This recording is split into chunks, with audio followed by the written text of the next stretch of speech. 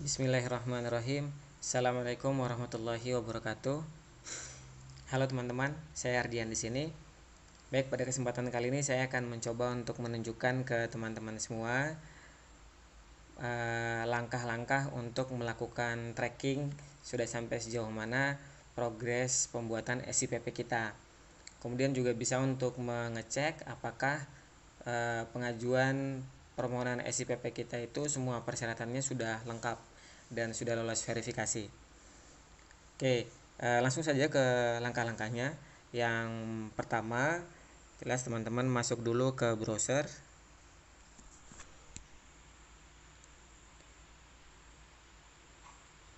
Kemudian teman-teman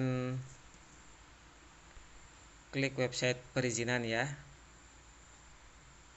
perizinan.banyumaskap.go.id.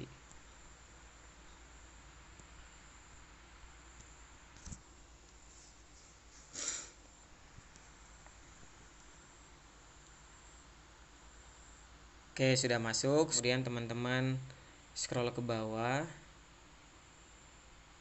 Kemudian teman-teman klik pendaftaran. Oke, kemudian teman-teman sign in.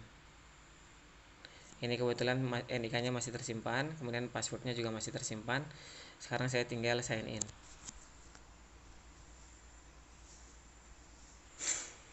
Oke, sudah masuk di tampilan awalnya.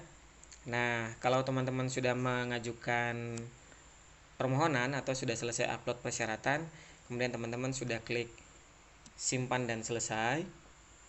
Kemudian satu hari berikutnya teman-teman coba masuk lagi ke website ini dan login lagi untuk melihat apakah sudah lolos verifikasi.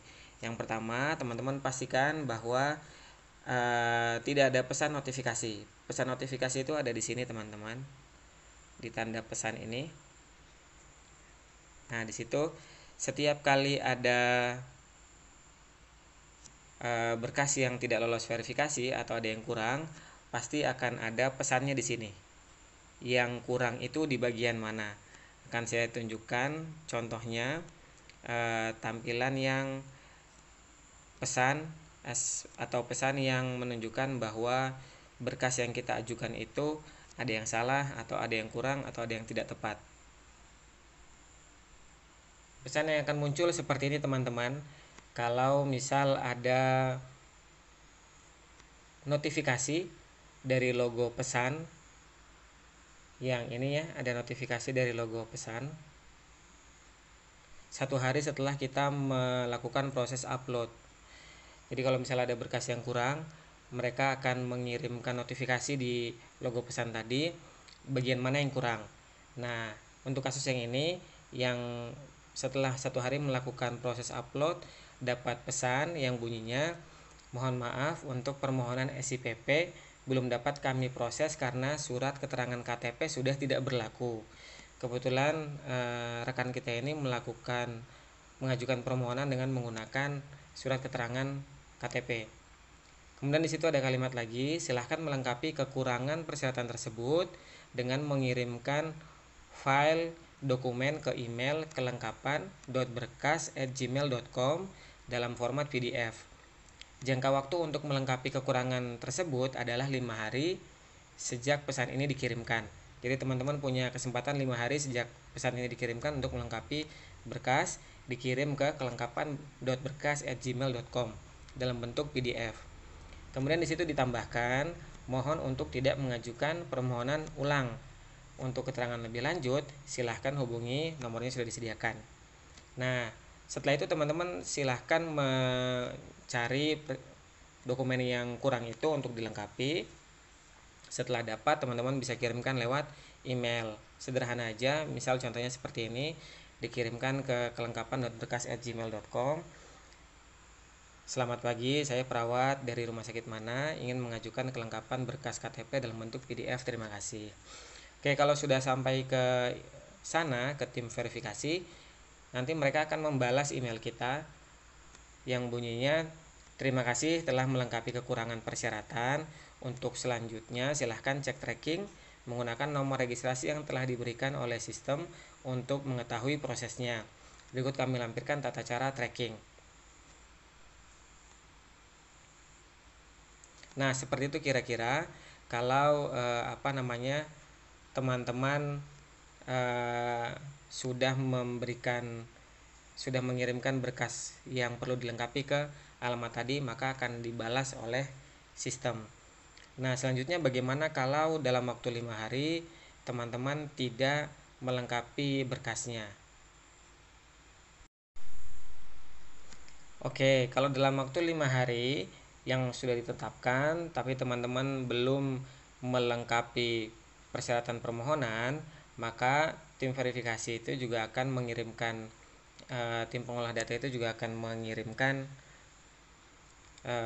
notifikasi selanjutnya yang bunyinya, mohon maaf untuk permohonan SIPP Anda tidak bisa kami proses karena belum melengkapi kekurangan persyaratan sampai dengan batas waktu yang ditentukan. Silahkan mengajukan permohonan ulang. Untuk informasi lebih lanjut silahkan hubungi nomor yang telah disediakan di sini. Oke, seperti itu teman-teman, kalau teman-teman tidak berhasil melengkapi berkasnya dalam waktu yang telah ditentukan. Oke, selanjutnya anggaplah sudah kita lengkapi ya. Sekarang kita masuk ke proses tracking. Oke, untuk tracking, teman-teman bisa lihat bagian atas ada tulisannya tracking. Nah, teman-teman bisa klik bagian yang itu. Kalau misal yang pertama tidak ada pesan di kolom yang ini, setelah 1x24 jam teman-teman mengupload file, atau teman-teman sudah melengkapi berkas yang diminta dari tim pengolah data. Oke, sekarang kita coba tracking. Klik bagian yang ini tadi, tracking, kita klik.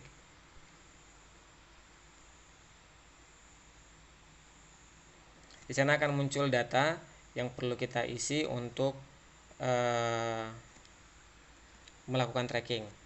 Yang pertama ada master izin, kita klik dengan izin praktek perawat.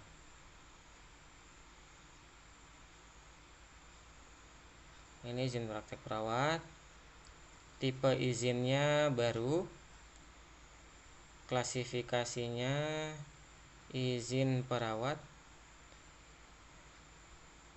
kemudian lokasinya alamat praktek yang sebelumnya sudah kita pernah isi di langkah-langkah mengupload file ya.